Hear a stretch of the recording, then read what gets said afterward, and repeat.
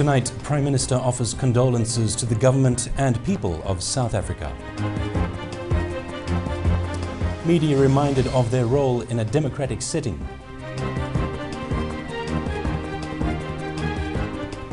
And President pays a visit to sick children at hospital.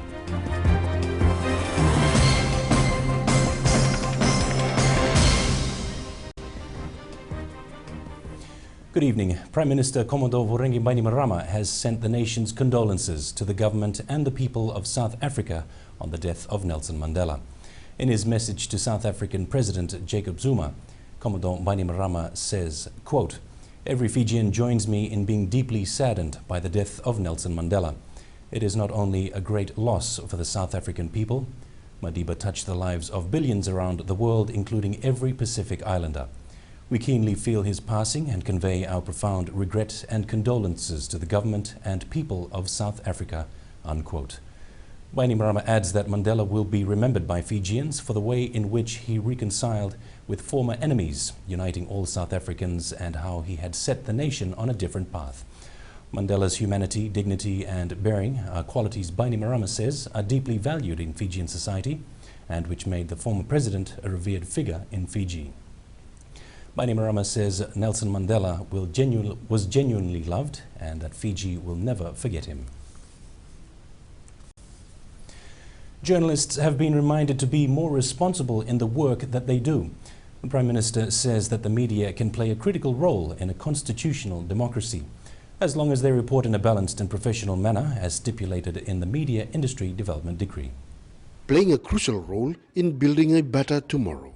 This was the crux of the Prime Minister's message to over 100 legal practitioners that converged at Natandola this morning. Bainimarama tied in the theme of this year's meet, raising the bar, law and practice under the Constitution, with the important role the media plays for Fiji. The media needs to be a partner in national development, and we expect the Fijian media to be that partner, no matter who is in government. We need more stories about Fijians on the Fijians of our society, with a view to bringing them into the mainstream. Bainimarama says that as required in our legal framework, government looks to the media to ensure a genuine democracy in our society. As in the case of our lawyers, we look to our journalists to assist in the process of introducing a genuine democracy. The media authority doesn't exist with a big stick and inhibit public discourse.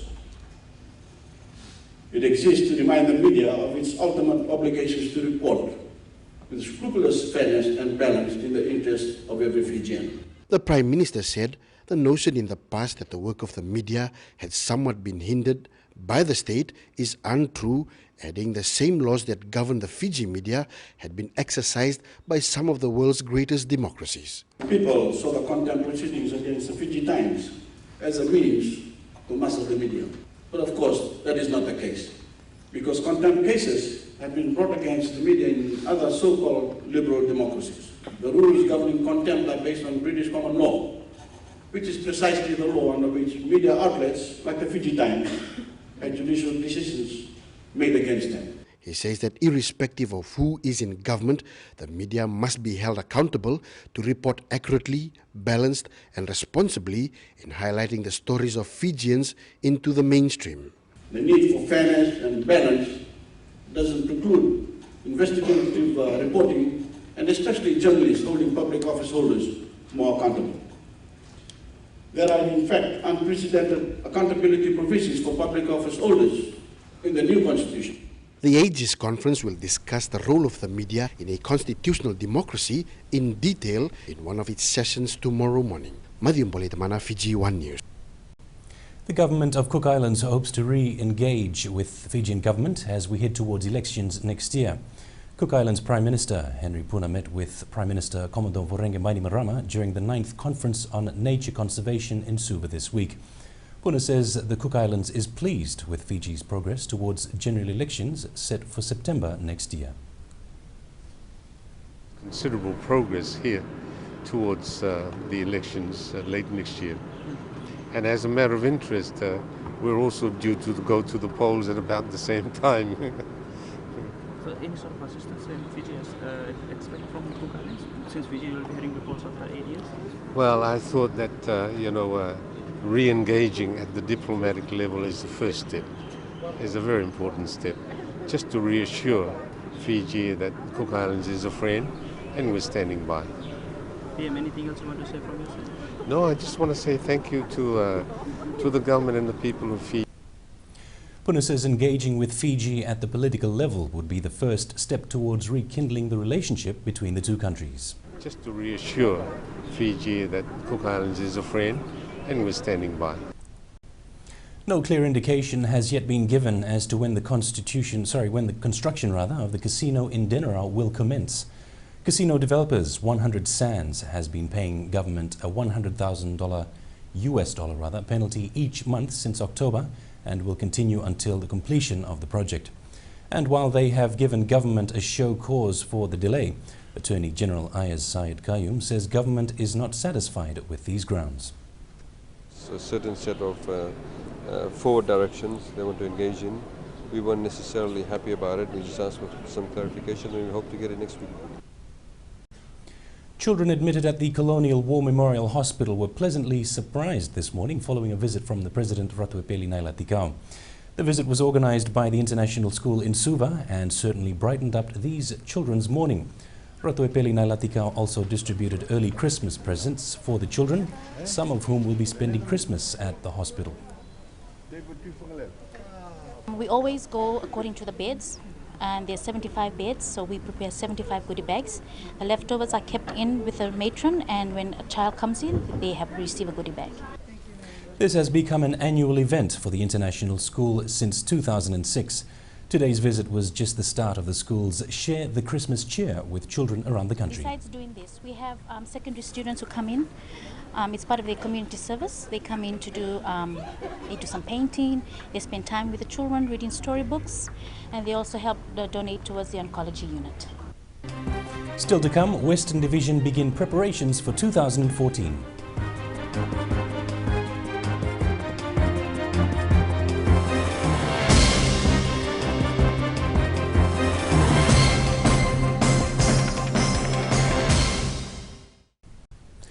The Land Transport Authority has expressed its concern on the number of pedestrians involved in road accidents this year. 24 out of 37 road fatalities recorded so far this year involved pedestrians. LTA Chief Executive Naisa Tuinadeva says although speeding remains the #1 killer on our roads, the focus should now shift towards pedestrian behavior. It was something that we've been trying to address, the speeding vehicles on our roads sometimes back. But as we were concentrating on the vehicle and the speeding, there is a turn in events where most of these fatal cases this year is on pedestrians. With more traffic movements anticipated during this festive season, the LTA will beef up its operations. The authority have implemented a no-drop policy on any breach of road safety rules during this season. There should not be any drink driving case. There is zero tolerance. Our friends from the police are doing a great job on this. They will continue to crack down on drink driving. Secondly, our team from the police that are looking after the speed limits on the road, so they will be there day and night. Despite several setbacks this year, development works in the Western Division has progressed fairly well, and plans are already in the pipeline for more work to be carried out in the coming year. Commissioner Western Commander Joeli Dawaki says the priority next year will focus on decentralization within the division. This will mean taking government services to the rural and maritime areas and creating more employment opportunities for those in these communities. The priority is to take services to our people in the rural areas. Next year we will be building a few more nursing stations. We will be building a few more schools because of education, because of health services. And also for employment. Dawaki says despite the flooding in the Western Division and the damage sustained from Cyclone Evan, they have bounced back and completed 96% of their forecast plans. He adds this sets a benchmark for his team. Even though we had the cyclone, I'm most thankful to the Western team that in all the programs that were put through the ministry and the office, we were able to achieve a 96% completion rate. That 96% is apart from the cyclone rehabilitation and relief and reconstruction. The Consumer Council is urging mobile phone users to be mindful and read the fine print if they wish to subscribe to the newly rolled out Vodafone 4G network. The 4G network will only be available to consumers with a 4G compatible phone. The Consumer Watchdog is advising people to seek clarification from Vodafone representatives to check if their phone is compatible or if they have to buy a new one altogether in order to use the network. To understand that all the handsets, might not be compatible. Those who have got the smartphones and modern, the latest handset, that may be compatible. International photographer Pedro Virgil launched his Gods of Sport Fiji calendar yesterday. Featuring local male sporting personalities, the project had earlier on attracted controversy after the intended recipients of the charity refused to be part of it. Initially, the funds from the sales of these calendars were intended for the Homes of Hope, a home dedicated to single mothers and their children. But now, all proceeds will be donated to the Loloma home. Unfortunately, they didn't fit with our sort of guidelines didn't fit with theirs in terms of being a sponsorship partner. So they graciously actually recommended a new charity for us, which was an organization called Loloma Home, which is based in Sambeto in Nandi. Now this organization houses 27 children, the youngest of which is 3 weeks old, ranging up to 15 years old. 7 of the 27 children are actually orphans. All the funds raised from the calendar sales will go towards upgrading the services of the orphanage. Virgil has successfully done similar projects in Australia, raising funds for cancer foundations, and is planning similar projects for Fiji next year. So this is like, another baby, but yeah, but more dear to heart because it's in Fiji.